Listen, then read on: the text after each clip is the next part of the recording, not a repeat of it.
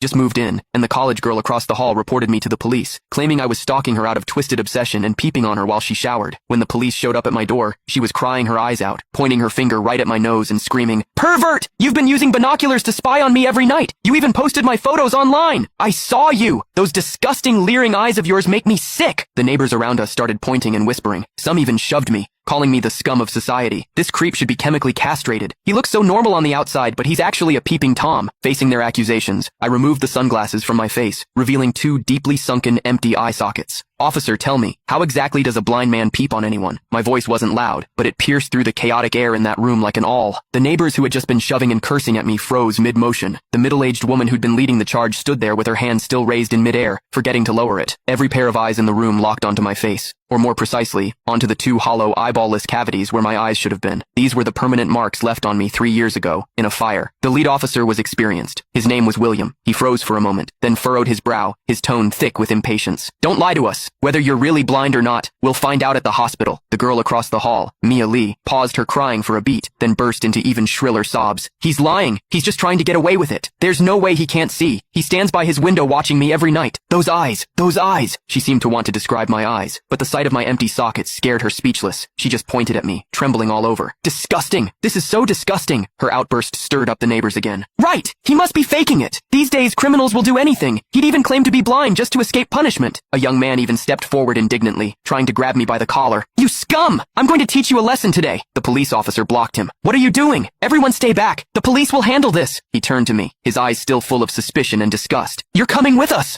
I didn't resist. I calmly held out both hands. Cold metal touched my wrists. Two younger officers flanked me on either side and led me toward the elevator. Behind me, Mia's crying mixed with the neighbors' curses into a chaotic din. "Scum of society! Get out of our community! Hope you rot in prison!" I could see the righteous expressions on their faces. I could also hear the pleasure in their voices as they trampled me into the mud. I stepped into the elevator. The metal doors slowly closed, cutting off the noise from outside. One of the younger officers, probably new to the job, couldn't help but ask me quietly, Are you really blind?" I tugged at the corner of my mouth but didn't answer. The other officer patted his shoulder, signaling him to keep quiet. But I knew that in their minds, the scales had already tipped completely in favor of that tearful young girl. After all, it was a young, pretty, pitiful college student on one side, and on the other, a suspicious man living alone, wearing sunglasses. In their eyes, it was crystal clear who was the victim and who was the perpetrator.